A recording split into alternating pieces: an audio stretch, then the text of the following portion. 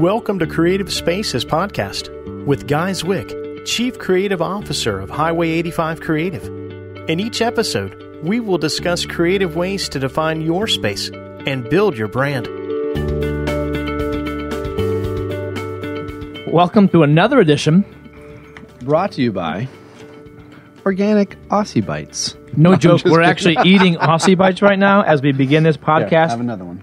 I think I will. These things are amazing. Is that a flaxseed in your mouth? Flax what? In today's episode, I do want to talk about or reference a recent blog article we published on our website. It's about the latest trends in trade show displays. We talked about virtual reality and digital signage and LED lighting and so forth. So I thought for today's session, we would just talk to Guy Zwick himself about some of these trends. Yeah, let's do it. Super excited. All right, let's go. The first one on the list, I want you to pronounce that. Hybrid. Spelled AMALGAMATION. Amalgamation. So, I just like to say hybrid because it's easier. And it's kind of the same thing in this case. But well, there's some nuanced differences, but feel free to talk about hybrid or amalgamation. you do know that it took me 8 years to get through college, and I'm not a doctor. Right? Just by looking at you, that. I knew that right away. Don't worry about that. Well, can we just talk to some of the stuff you got up on the screen here? Sure.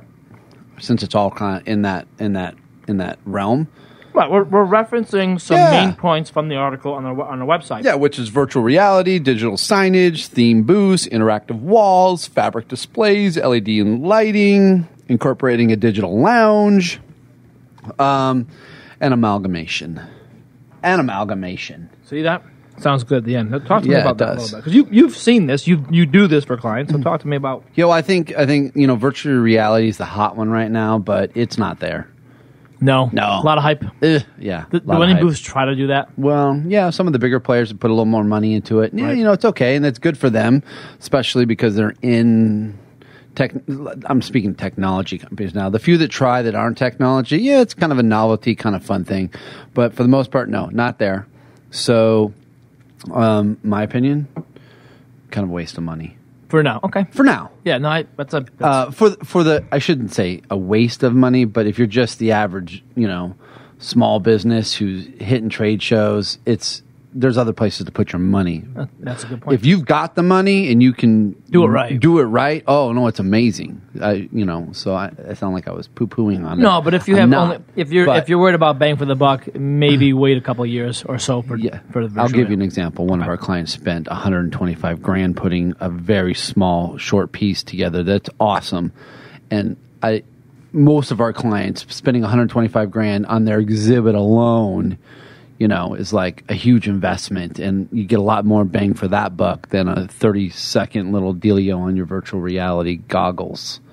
However, the other one is awesome, but it's the price point isn't right there for. It's great for feedback. the technology. So, but the point about amalgamation, or as you call it, hybrid, booths these days are showing.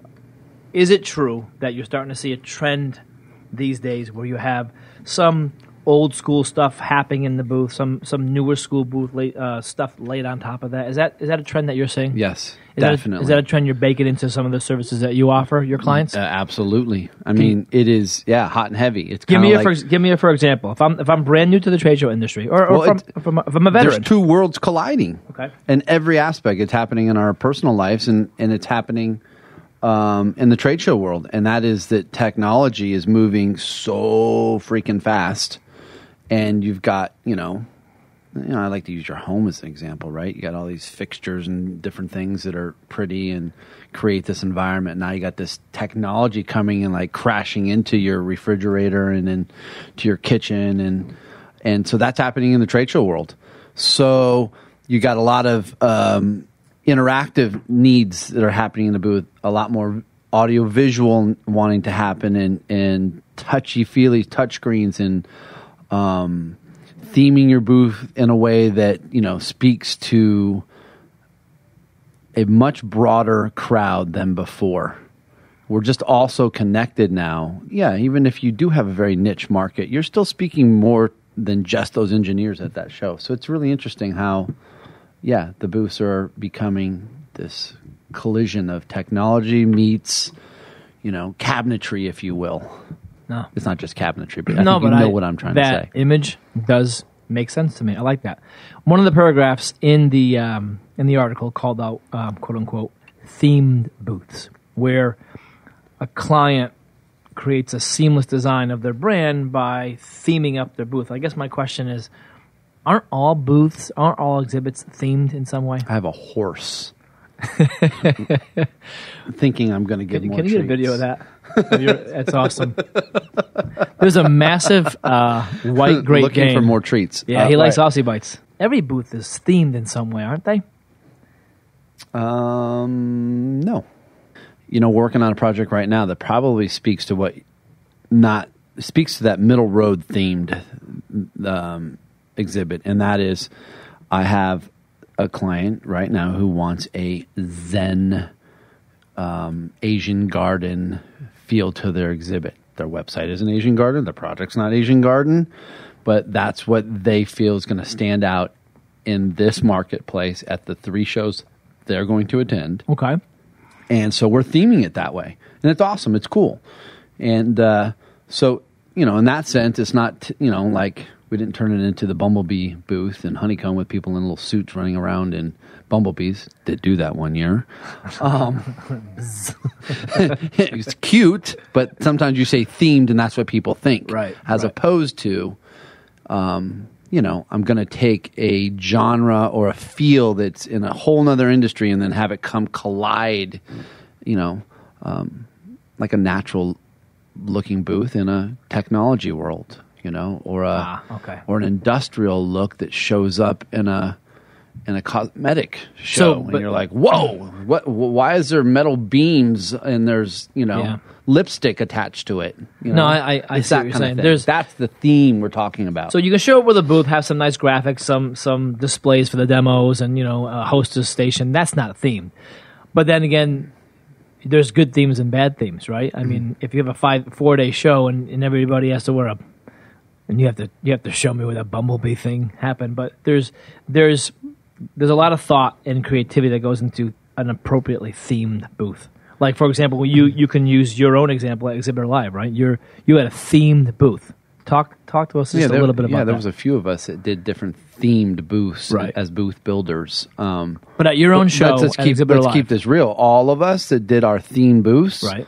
You won't see us there next year with those themed booths. We're tossing them, in a sense. You're not going to... It's a brand new thing. Yeah, but most companies don't do that. So they use their exhibit staff and the graphics to do some of the real fun, themey type things because, you can get some T-shirts and some outfits and you do it up in a certain way and then you can repurpose it. If you're theming a booth, you're committing to usually, like the Zen booth. I mean, you're not going to turn it into the ultra-modern booth next week. Right. You know what I mean? Okay. So, yeah. All right. No, we just went off. I didn't know that it wasn't exactly what you were thinking. No, it was. Talk about, this is why we have a podcast. You're allowed to go off on tangents, which actually I can just say to you, you're allowed sometimes to stay on track if you want. It's up to you, but you can't answer a question just once in a while. Still throwing it out there. No, you do. You come across it. Interactive walls, to be a really straight segue. I've seen that before at some massive trade shows. They're basically interactive walls, as in are they just LED screens or are they actual screens of? Yeah, they're entering the trade show world more than they used to. They're already huge in corporate America and colleges and So the whole wall is LED interactive. Yeah, it's basically it's one big screen. Mm-hmm. Do you guys have you done any of those yet? No. Okay. Yeah, no, haven't done any of the. Not at the scale we're talking about. Right. Give me an example of. We do them in much smaller scales. Like largest I think we've done is an 8x8 section on a large exhibit that had a touch interactive experience. So you've got video and all the stuff going on, then you can touch the screen, and another thing happens. Typically, that is a budget. Buster or has to be accounted for, and it's usually the big dogs who run with that kind of technology. But you can take the essence of that and you can turn it into smaller versions of that, and to create, an interactive, visually stunning display, whether it's 55-inch screens, touch screens, all mounted in really fun, fancy ways at perimeters of booths.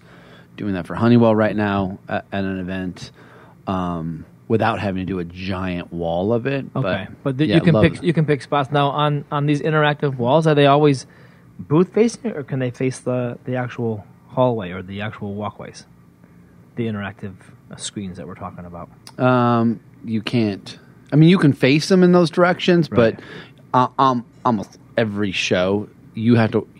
You can't be engaging people in the aisle to stand in an aisle and interact. They at least has to be set far enough in, a foot or two. Right. So even if you're blurring that line, so that they're stepping into your booth space and then interacting with it. Right. Which makes sense. Now that you say that, you're everyone right. would be using the fringes and you can't do that. filling up the aisles with their sales staff and exhibitors.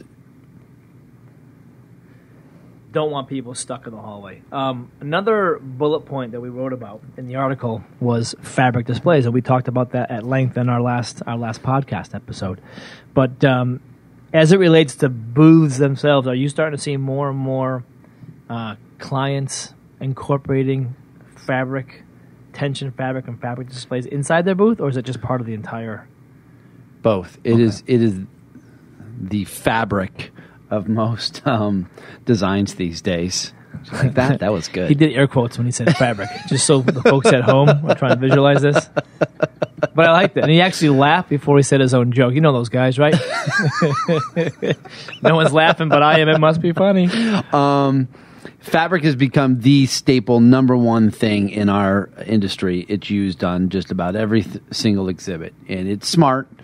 I won't say it's overused, because it's a smart play in so many instances, whether it's up hanging signs, whether it's integrating headers and different things on booths, building towers. So yeah, I mean, fabric it's hot. It's used all the time, and it's smart. I mean, it's probably at its peak. I don't think you could get it any more used than it is. So it's on that verge of being interesting. Overused, and then there'll be a pushback, a little bit. Which is a good segue to this. And this is, I know, I talked to one of my clients recently about this, and it's expensive, but actually I was talking more about LED walls, but the article we talked about was LED lighting. Do you guys Let's talk about LED walls. That's more exciting. I think so too. Because that one is growing and emerging, because, TV screens have gotten, LED screens have gotten, or LCD screens have gotten so cheap, right, that seeing people with 65, 80, 90-inch TVs on their booth is like standard now. Demo pods that used to have little tiny monitors, you have, a 40 or a 55-inch screen in front of you to run a demo. So now what happens with all that content you were trying to get, the masses to see? Use large LED walls. We've been doing a ton of them right now. You can 15-foot wide by 15-foot high, giant screen, running content on it. You're giving me eyebrows. No, I'm just saying 15 wide by 15 high. I was just the gears start they're turning. In tiles. I mean, they refer to them in different ways. I like to call them tiles. Sure. But, and usually in meters, and I don't like to talk the meter thing either. But let's just say sure.